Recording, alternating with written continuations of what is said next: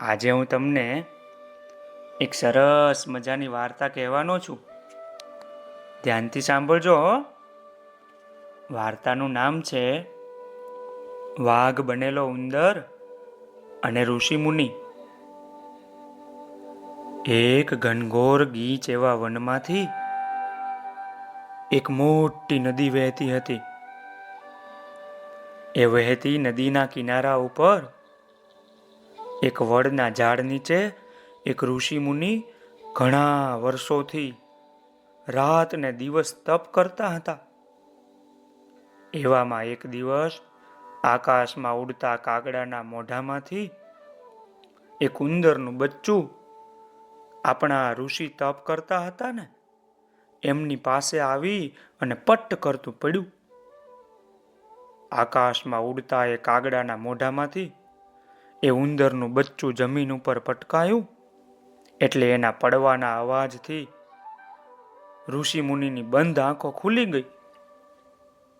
પછી તો ઋષિ મુનિએ ઉંદરના એ બચ્ચા પાસે જઈ અને એને પોતાના હાથો વડે ઉપાડી લીધું.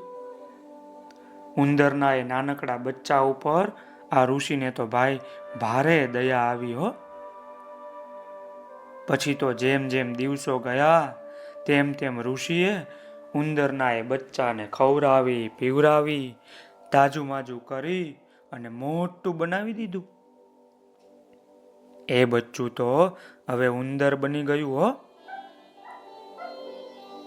પણ પછી શું થયું ખબર છે તમને બધાને? એક દિવસ એક કાળો ઘોઘર બિલાડો એ ઉંદરને ખાવા માટે દોડ્યો. એને જોઈને ઉંદર તો ઋષિના ખોળામાં પેસી ગયો. એટલે ઋષિ મુનિએ એ ઉંદર ઉપર હાથ ફેરવીને કહ્યું, તું ડરીશ નહીં, તું બિલાડો થઈ જા. પછી તો ભાઈ આપણો આ ઉંદર તો બિલાડો થઈ ગયો. પણ બાળ દોસ્તો, પછી શું થયું ખબર છે? આપણો આ ઉંદર ઋષિ મુનિના આશીર્વાદથી બિલાડો થઈ ગયો હતો ને, એ જ બિલાડાની પાછળ એક ડાઘિયો કાળો કૂતરો પડ્યો. કૂતરાને જોઈને બિલાડો તો કાંઈ ઊભો પૂછડીએ ભાગ્યો, કાંઈ ઊભી પૂછડીએ ભાગ્યો.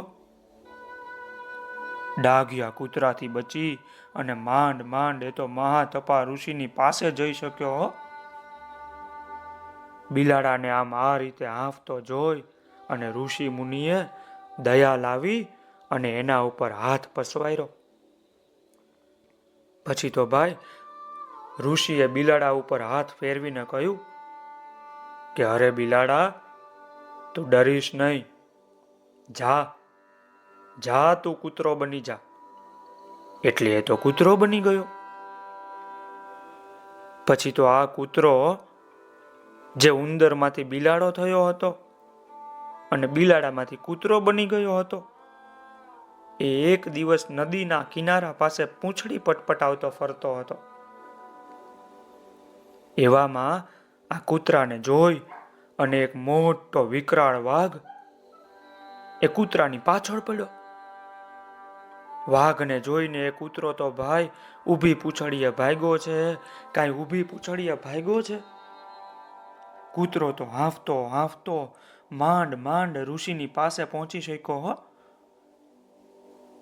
એ તો વાઘથી ડરી ગયો હતો એટલે ઋષિએ કૂતરાની ઉપર પોતાનો માયાળુ હાથ ફેરવો અને કહ્યું કે અરે કૂતરા, તું ડરીશ નહીં, જા જા, તું વાઘ બની જા. અને ભાઈ પેલો ઉંદર જે બિલાડો બની ગયો હતો અને બિલાડામાંથી કૂતરો બની ગયો હતો, એ હવે કૂતરામાંથી વાઘ બની ગયો. બોલો. પણ સાંભળો, આ વાઘને તો ઋષિ મુનિ ઉંદર તરીકે જ જોતા હતા હો.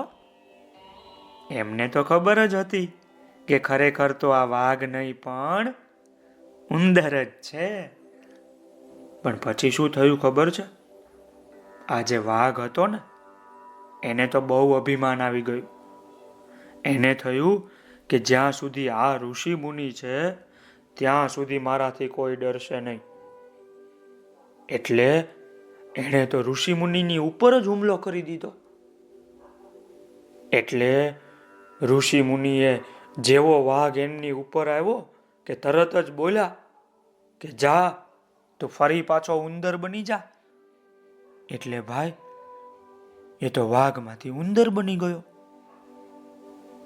તો તમે આમાંથી શું શીખ્યા? ઉંદર ક્યારેય વાઘ ન બની શકે ભાઈ. જેવી જેની ક્ષમતા અને જેવી જેની તાકાત હોય એવા એ સારા લાગે, હે ને? સોયનું કામ તલવારથી ન થાય અને તલવારનું કામ સોયથી ન થાય. બરાબર ને? ચાલો આવતીકાલે બીજી વાર્તા કહીશ.